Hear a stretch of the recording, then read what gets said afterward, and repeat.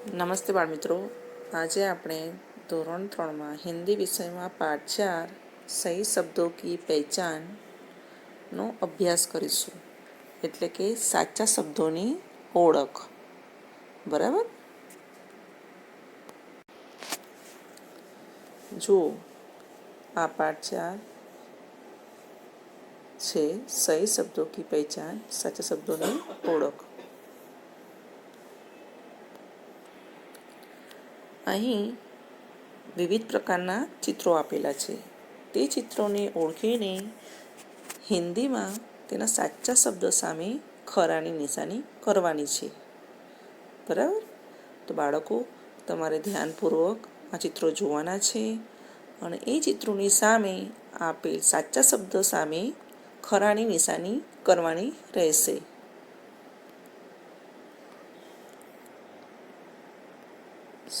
સૌપ્રથમ ચિત્ર છે પોપટનું. પોપટને હિન્દીમાં શું કહીશું? મોર, તોતા કે કૌવા? હા, આપણે પોપટને હિન્દીમાં તોતા કહીશું. ત્યારબાદનું ચિત્ર છે ગાયનું. ગાયને હિન્દીમાં ગાય કહેવાય. તો આપણે તેના સામેના બોક્સમાં ખરાની નિશાની કરીશું. ત્યારબાદ બાણનું નિશાન એટલે કે ચિત્ર આપેલું છે. બાણને હિન્દીમાં ત્રિશૂળ કહીશું કે તીર કહીશું કે બંદૂક? હા, તો બાણને આપણે તીર કહીશું. ડમરું. ડમરુને હિન્દીમાં ડમરું જ કહેવાય. તબલા, પખાલ, ડમરું.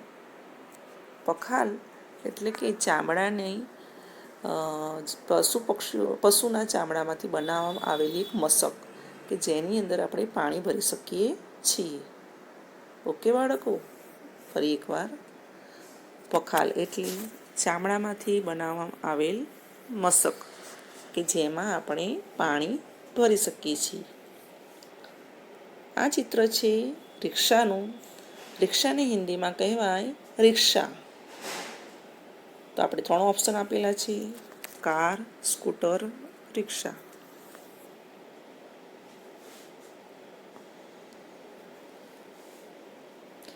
ત્યારબાદ બેટનું ચિત્ર આપેલ છે. તો આપણે બેટની સામેના બોક્સમાં ખરાની નિશાની કરીશું. બેટને લકડી પણ ન કહેવાય, પેન્સિલ પણ ન કહેવાય, પણ શું કહીશું આપણે?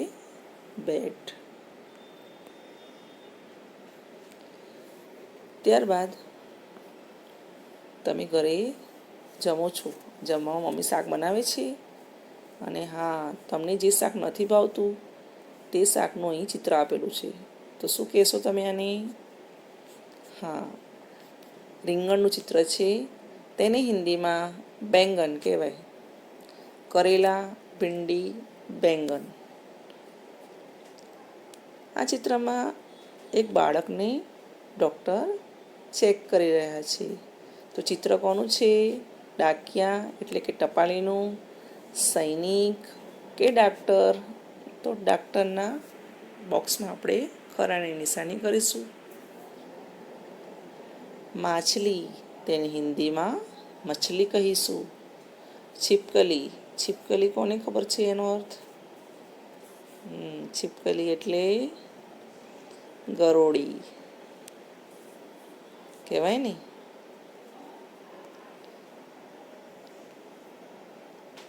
તો આપણે માછલીના સામેલા બોક્સમાં ખરું કરીશું. છીપકલીનો અર્થ થાય છે ગરોળી અને મગર એટલે મગર. આ ફૂલ સૂર્યની સામે જ ખીલે છે. જ્યારે સૂર્ય ઉગે છે તે દિશામાં તે ખીલે છે, એટલે આપણે તેને સૂર્યમુખી કહીશું. 3 રંગ આપેલા છે. વચ્ચે એક ચક્ર આપેલું છે. શું કહીશું આપણે એને? ઝંડા, તિરંગો, ધ્વજ. રજાઈ એટલે આપણે જે શિયાળાની ઠંડીમાં જે ગરમ કપડાનો યુઝ કરીએ છીએ ઓઢવા માટે તેને રજાઈ કહીશું. ધજા એટલે મંદિર પર ચડાવવામાં આવેલી ધજા. ઝંડા એટલે તિરંગો. ઓકે. ત્યારબાદ આપેલ ચિત્ર બિલાડીનું છે. બિલાડીને હિન્દીમાં બિલ્લી કહીશું. ત્યારબાદ આપેલ ચિત્ર પતંગનું છે. પતંગના સામે આપણે ખરાની નિશાની કરીશું. વર્ગ એટલે ક્લાસરૂમ, તેને આપણે વર્ગ કહીએ છીએ. ત્રિભુજ એટલે 3 ભુજાવાળા. ત્યાર પછી નીચે ચિત્ર આપેલ છે તે છોકરીઓને ગમતું ઢીંગલી છે. ઢીંગલીને હિન્દીમાં ગુડિયા કહેવાય. બુઢિયા એટલે ઘરડા માજી કે ઘરડા દાદીમાં. ખિલોના એટલે રમકડું. આ ચિત્ર રાણીનું છે. રાણીને હિન્દીમાં રાણી કહેવાય.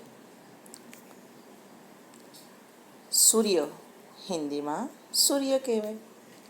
તારા, ચંદ્રમા. લાકડાની બનાવેલી નાની નાવડી કે જે પાણીમાં આપણને એક સ્થળેથી બીજા સ્થળે પહોંચાડે છે, તેને હિન્દીમાં નાવ કહીશું.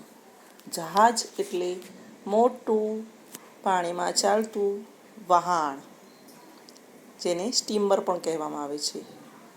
નારકી એનો હિન્દી અર્થ થાય છે કે નરકમાં જનાર માણસ. બરાબર.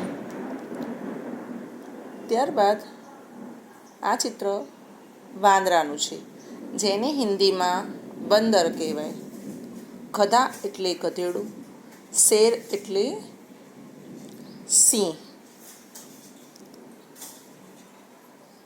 ત્યાર પછી સફરજનને સેબ કહીશું. સેબ એટલે સફરજન. ત્યાર પછી કારને હિન્દીમાં કાર કહીશું. આપેલ ચિત્રને ગુજરાતીમાં બંદૂક કહીએ છીએ. હિન્દીમાં પણ બંદૂક જ કહીશું. આપેલ ચિત્ર છે ઈંડું. ગુજરાતીમાં તેને ઈંડું કહીએ છીએ. હિન્દીમાં તેને અંડા કહેવાય. ગેંદ એટલે રમવાનું. બાળકોને જે રમત રમે છે ક્રિકેટ મેચ, જે દડાથી રમે છે તેને ગેંદ કહીએ છીએ.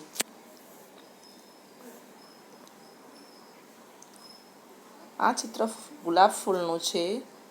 હિન્દીમાં તેને ગુલાબ કહીશું. હાથમાં પહેરવાની ઘડિયાળ કાંડા ઘડિયાળ, જેને હિન્દીમાં કલાઈ ઘડી કહેવાય. કલાઈ ઘડી. જો બાળકો, આ પેજ ઉપર વિવિધ પ્રકારના ચિત્રો આપેલા છે. તે ચિત્રોના ઉપર નામ પણ આપેલા છે અને ચિત્રની નીચે નામ લખેલા છે, પણ નામમાં એક અક્ષર ખૂટે છે. તે અક્ષરને આપણે લખીને શબ્દને પૂરો બનાવવાનો છે. સૌપ્રથમ ચિત્ર આપ્યું છે ગાય, તો ખાલી જગ્યામાં આપણે ગા લખીશું. શબ્દ બનશે ગાય. ત્યારબાદ બકરીના ચિત્રમાં રી લખીશું. શબ્દ બનશે બકરી. ત્યાર પછી શિક્ષકનું ચિત્ર છે. ખાલી જગ્યામાં સી લખીશું. શબ્દ બનશે શિક્ષક. ત્યારબાદ ચિત્ર છે પોલીસનું, જેને હિન્દીમાં પોલીસ કહેવાય. અક્ષર લખીશું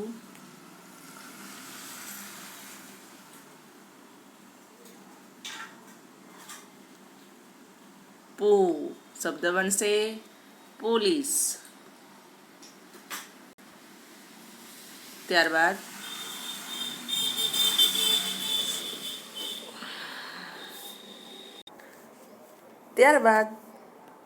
એક કુંભારનું ચિત્ર આપેલું છે. ગુજરાતીમાં કુંભાર કહેવાય, હિન્દીમાં તેને કુમ્હાર કહેવાય છે, કે જે માટીમાંથી વિવિધ વાસણો બનાવે છે ચાકડાની મદદથી. તેને કુંભાર કહીશું. શબ્દને અક્ષર મૂકીને પૂર્ણ કરીશું.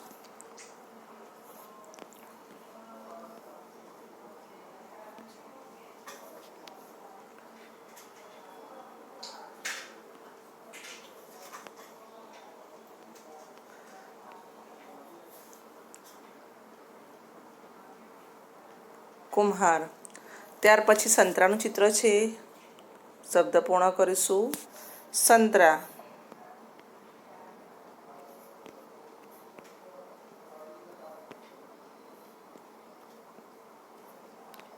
ત્યાર પછી વટાણાનું ચિત્ર છે. હિન્દીમાં તેને મટર કહીશું. સફરજનને હિન્દીમાં સેબ કહીશું.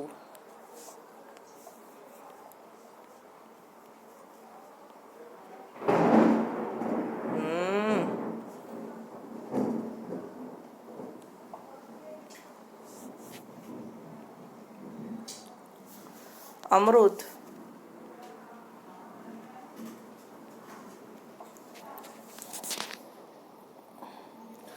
ત્યાર પછી ચિત્ર છે અંગૂરનું, જેને દ્રાક્ષ પણ કહીએ છીએ ગુજરાતીમાં. સ્વાદે ખાટી હોય છે. અંગૂર.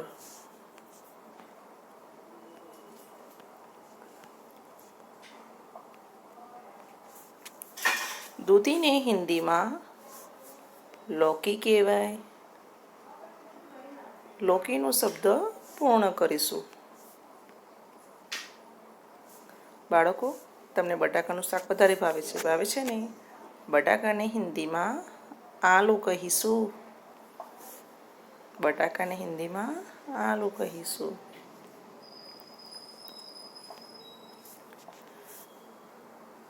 રીંગણને બેંગન, ભેંસ,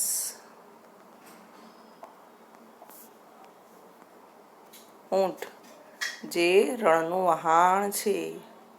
ઊંટને હિન્દીમાં ઊંટ જ લખીશું. પોસ્ટમેન એટલે કે ટપાલી, જે ઘરે ઘરે જઈને પત્ર પહોંચાડે છે, તેને હિન્દીમાં ડાકિયા કહેવાય. ડાકિયા.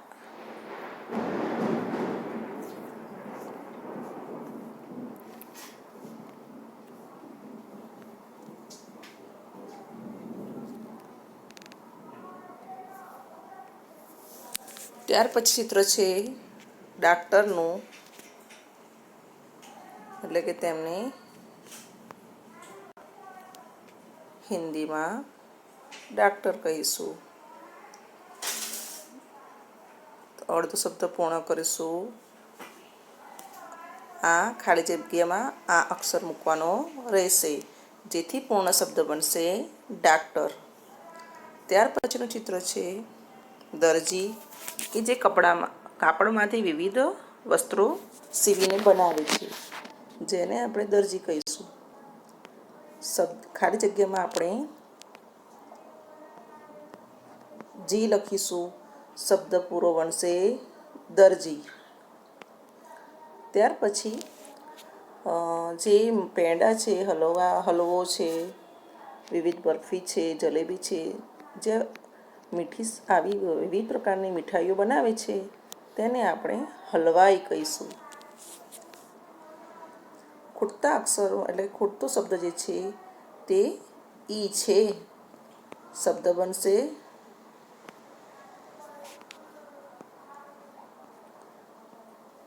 હલવાઈ. શબ્દ બનશે હલવાઈ. ત્યારબાદ છેલ્લે આપેલ ચિત્ર છે બઢઈ. બઢઈ એટલે કે જે લાકડામાંથી વિવિધ વસ્તુઓ બનાવી રહ્યો છે. એમાં ખૂટતી ખાલી જગ્યાની અંદર આપણે ઢ લખીશું. શબ્દ બનશે વઢઈ.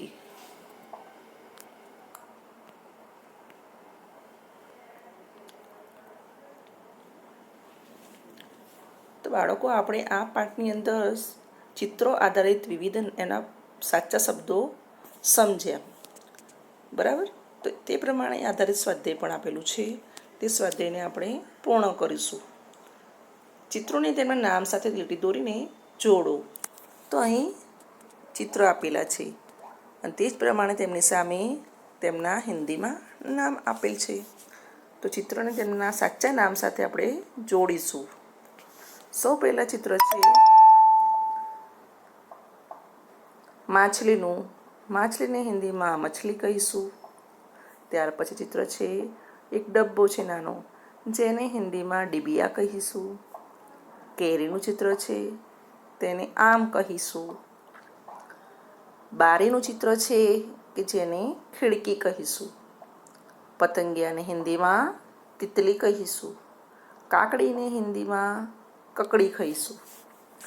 ફરી એકવાર માછલી, મછલી, ડબ્બો, ડિબ્બી, કેરી, આમ, બારી, ખિડકી, પતંગિયું, તિતલી, કાકડી, કકડી.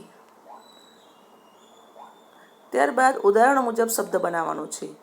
એટલે કે ગોળ સર્કલમાં જે આપેલ મૂળાક્ષર છે તેનો ઉપયોગ આપણે કરીને એક આખો શબ્દ પૂર્ણ બનાવવાનો છે. પરંતુ તીર પ્રમાણે આપણે શબ્દ બનાવીશું.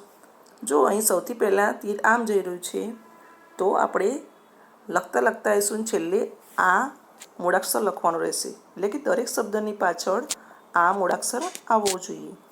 તો પહેલો શબ્દ બનશે કછુઆ, પછી મછુઆ, બટુઆ, મહુઆ.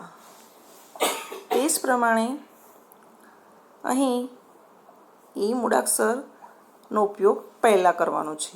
જે આપણે આનો ઉપયોગ અંતમાં કર્યો હતો, એટલે કે છેલ્લે કર્યો હતો, પરંતુ અહીં ઈ મૂળાક્ષરનો ઉપયોગ આપણે શરૂઆતમાં કરીશું. તો ઈથી શબ્દ બનશે ઈમાન, ઈસાઈ, ઈખ, ઈરાન. ઈમાન, ઈસાઈ, ઈખ, ઈરાન. છેલ્લે બ મૂળાક્ષરનો ઉપયોગ કરીને આપણે શબ્દ પૂરા કરીશું. બથી બબુલા, બતક, બરસાત, બકરી. બબુલા, બતક, બરસાત, બકરી. તો આ પ્રમાણે શબ્દો બનાવીને જે ખાલી જગ્યાઓ આપેલી છે અહીંયા ત્યાં તે શબ્દો લખવાના રહેશે. આથી કછુઆ લખેલું છે. બીજો શબ્દ બનાવીશું મછુઆ.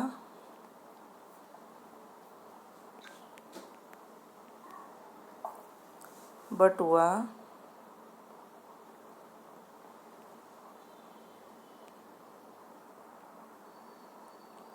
મહુઆ.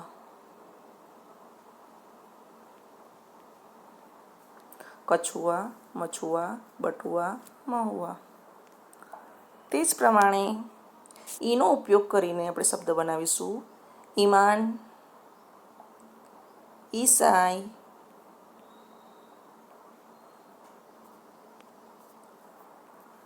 ઈખ,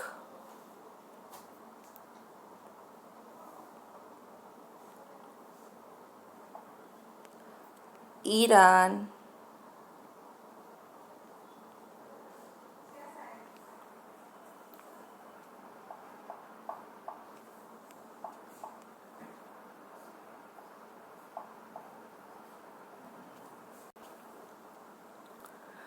ઈમાન, ઈસાઈ, ઈખ, ઈરાન. તે જ પ્રમાણે બબુલા, બતક, બબુલા, બતક, બરસાત,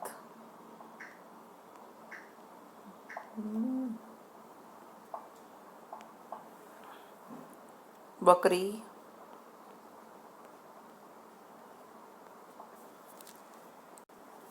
ફરીવાર